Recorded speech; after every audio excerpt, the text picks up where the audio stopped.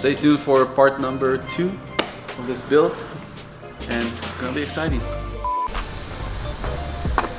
Hey guys, welcome back to part 2 of this beautiful 240Z. Before, you only saw the car with wheels like half red, half of a few like a front end. It was all new and everything.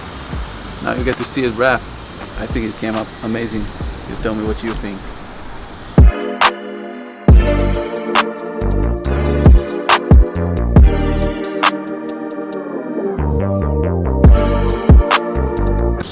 LRG did an amazing job on the wrap. I've already drove it and took it to a few car shows. People don't even recognize it's an actual wrap. He went the extra mile and just did like the full all the way fender lines and these lines, and he even did the door jams. So door jams, everything matches over here. Even the latch, like this whole thing over here underneath all the way. He did that was crazy. I'm super happy with it, and everybody that sees it thinks it's a paint job. You know, people don't realize that it's an actual wrap until they see the seam line over here. Can't tell, the wrap came up so nice.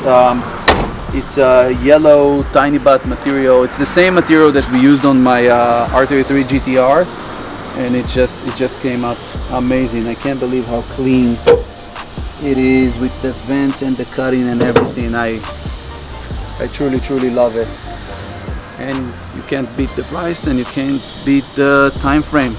This was all done in 5 days. 5 days, start to finish.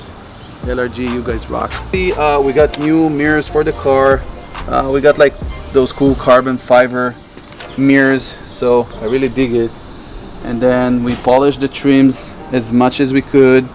I installed the new hood locks, so that was kind of nice. Everything else exterior wise pretty much stayed the same. Let me show you.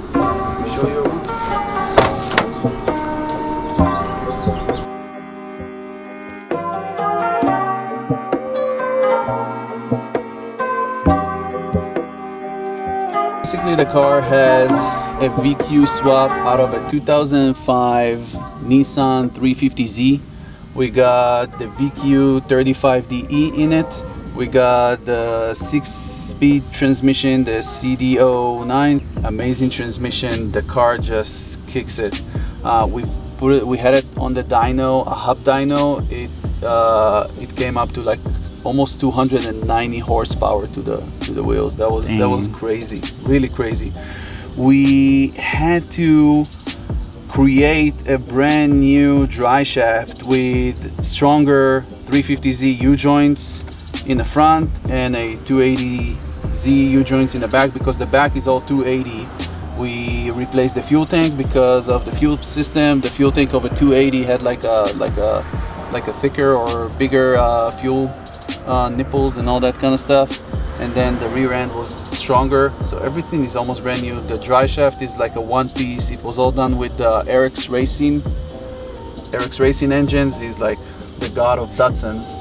Steering wheel, I got a super rare collector edition steering wheel. It's a collaboration between LRG and Sankang's Fuguzi. They only made 72 pieces, 73 units. I got the first unit that was up for sale. It's number 50. It comes with the hub and the specialty quick release. So this is a really nice touch out of a tooth for the Z series. You can see Sankang's. It's a really cool touch. Gauges, we got gauges from Speed Hut. Everything works. Everything is looking great. We have an AEM Infinity ECU, so the car is tuned, everything works great. Fuel lines, water pump, fuel rails, everything is up to date. We have a full stereo system, even though I don't even listen to music when I drive. I only like to listen to the car. Super cold AC. We got a brand new AC by Vintage Air, so the car is freezing inside. A+ tinted the whole car, so we have like 50% tint around the whole thing and a clear tint in the front, but it's like ceramic, so the car is always cool. And plus I really like with all my cars to do like a clear ceramic tint in the front, that way the sun doesn't kill the dashboards, especially with those older cars. Suspension wise, we have Techno Toys suspension. The car handles like a dream. The car came up really nice. Engine wise, we got an aftermarket intake. Probably added another, I don't know, 20-30 horsepower, not that much, but it looks cool, and I think we were able to clear the firewall a little bit better with this intake instead of the OEM ones.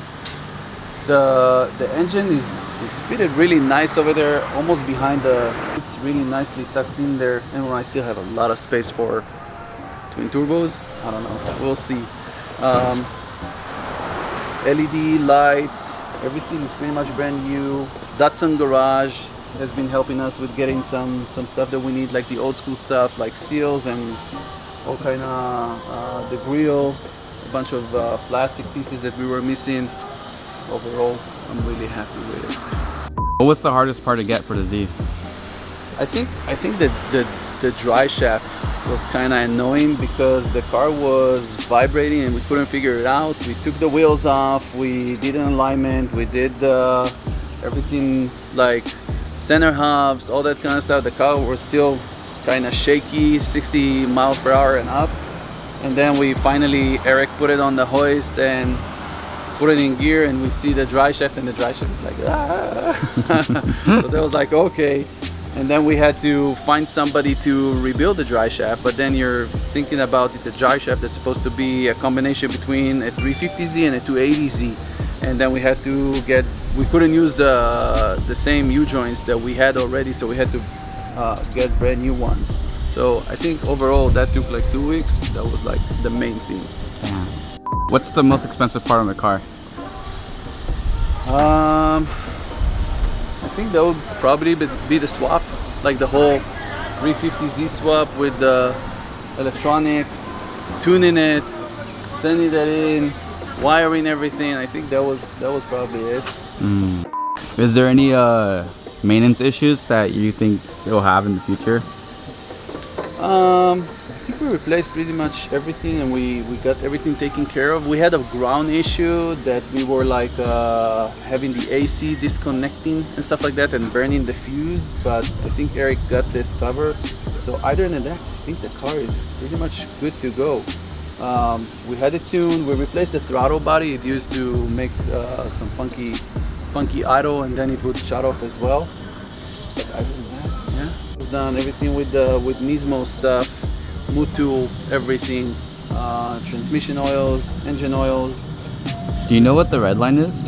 I think the red line is pretty much around the 6,000, 6,500, if I'm not mistaken. Is there any rust areas you have to fix? So when we got the car, it had a little bit of surface rust on the roof. We took it to LA Masters. They pretty much sanded down all the way to bare metal. Got rid of all the rust, all the surface rust that it had. Specialty rust-free bando over it, and that was the main rust spots that we had. Underneath the driver's side, maybe there's a little bit of surface rust, but other than that, the car is super clean.